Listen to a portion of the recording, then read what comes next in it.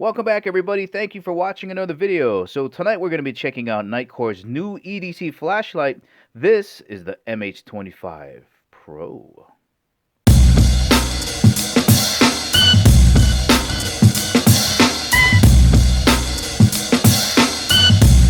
And as always, guys, if at the ending of the video you want to purchase this awesome flashlight and help support the channel, make sure you check out the link in the description below because we do get a commission if you purchase this flashlight. And before getting started, just want to thank the good folks out at NITECORE for sending me this flashlight out to review. Let's get started. Alright, let's begin with the size reference, just so you get a better idea for how much flashlight you're going to be putting into your pocket. Here it is next to a large permanent marker. I'm going to change the perspective so you get a better idea vertically the size difference between the two. Let's have a look at the diameter of the tail cap. So here is a US quarter. It's about the same size as a US quarter. Going to flip you around to have a look at the diameter of the lens size here. Here's that same US quarter. You can see a lot larger than that. And then, of course, for anybody out there that wants an actual measurement, we'll go from bezel to the end of the tail switch here. Looks like it'll be just about 6¼ inches long. Alright, let's get the MH25 Pro on the scale. Overall weight coming in at 7.1 ounces. And just in case you're wondering what 7.1 ounces feels like, well, you got a couple of AA batteries around the house. Weighs almost as much as 9 AA batteries. That is a fist full of batteries. In the box, you're going to get this really nice nylon holster, elastic on the side, Velcro strap in the back, has a space for you to slide it through your molly webbing, little nylon D-ring on the top. In this bag, you're going to get a lanyard, additional O-ring. In case the old one gets bad, you can redo your waterproofing, as well as the two-way pocket clip. You're going to get the charging cable that's a USB to USB-C, and of course, the user manual. Let's take a quick tour around the MH25 Pro. The MH25 Pro is made of aircraft-grade aluminum. This beautiful matte black finish is HA3 hard anodizing. It's going to protect this flashlight from corrosion and scratches. Waterproofing on this flashlight is IP68, so this is 100% dustproof and can stay submerged in 2 meters water for at least 30 minutes. Let's begin in the rear. You have your on and off clicker, and this is a really firm switch, not mushy at all. You have a U-shaped tail cap with holes cut out in the ears in case you want to put your lanyard through them. And you can tail stand this, but I don't recommend it because the bell up here is so big, it's top heavy. You don't want this thing to kind of fall down and smack down on the ground. I will just rely on the flats here to stop it from rolling around. This is also a tail cap that houses a gigantic 21700 battery, 5300 milliamps. That is a chunker. Just want to give you guys a close-up of the threads here so you can see the quality of the machining. This is where your O-ring sits, so when this one goes bad, you slide the new one on to maintain your waterproofing. And speaking of machining, here is a close-up of the knurling on here. Beautiful spiral knurling. You can see the pattern on here. I'll give you guys a view this way. That's well done. And then if you look really closely on the top of the knurling and the bottom, these are the slots where you can put your pocket clip. Heading up to the front of the flashlight, we can see how it flares up here in this section, and that is by design. It is meant to be a massive heat sink. The heat that starts off in this area heads up to the bell of the flashlight and then dissipates into the air. This does a couple of things. It keeps the grip cool when you're gripping onto it, and it really helps the functionality of the flashlight from overheating. Now on this side of the flashlight, you have this rubber pad. This is your brightness selection and your mode select button. Once the flashlight is on, you can cycle through your brightness like this. And once you turn it off, it does have memory. It'll remember what brightness setting you were on the last time you turned it off. On this side, you have your output or your brightness setting. It'll let you know what setting you're on. So you got 1, 2, 3, 4, and back down to 1.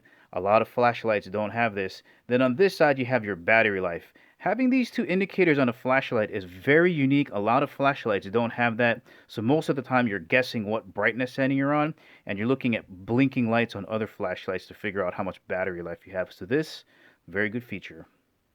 Then on the other side, we have your charging port right underneath this rubber flap here. And again, USB-C. And we got these nice cutouts here for your fingers to rest in. And it helps you index your fingers properly so you can find that rubber pad more easily. Finally, moving around to the front of the flashlight, we have this beautiful castle nut bezel. This helps keep a little bit of space in between the flashlight and the lens itself in case you bump into something with this. Hopefully you won't shatter the lens there. Let's take a quick peek down on here. We have a glass lens with a smooth reflector. That's really going to aid in keeping that beam pattern nice and tight, because remember, this is a thrower flashlight. We want that beam to go as far as possible. We want that hotspot to be as crisp as possible, and having a smooth reflector aids in that. Then if you tip this over just a little bit more so we can have a look down in there, this little dot right at the top of this LED area, that is a proximity sensor. So if your flashlight is either on levels 3 or 4, if something gets in the way of it, it's going to step down to 300 lumens. And that's there to protect things from catching on fire. So that's a feature that's embedded down there where the LED is at. And then, of course, at the bottom of the well here, we have the star of our show, which is the UHI 40 LED. Now, the only thing you got to know about the UHI family, the ultra high intensity LEDs, is that they're smaller, they use energy more efficiently, they push light out a lot better than standard LEDs because it's round. It's a round emitter versus a square. And a lot of people look down at flashlights and go, hey, isn't that LED round anyway? No, what you're looking at is the silicone lens that's round, but underneath it, all of them are square. So this is really the first rounded LED emitter we have. And as we're going to see, it creates a super tight, crisp hotspot that's going to enable that beam to go as far as you can and be really concentrated. Just as a quick example, we're going to put the MH25 Pro in ultra low mode. So you're going to hold down the mode button, use your clicker switch, and look how tight that hotspot is. Can you imagine what's going to happen when we turn up the lumens all the way up to 3300 lumens turbo? Let's check it out. And just to give you a roadmap to what we're going to be looking at outside, here is the technical data chart for the MH25 Pro.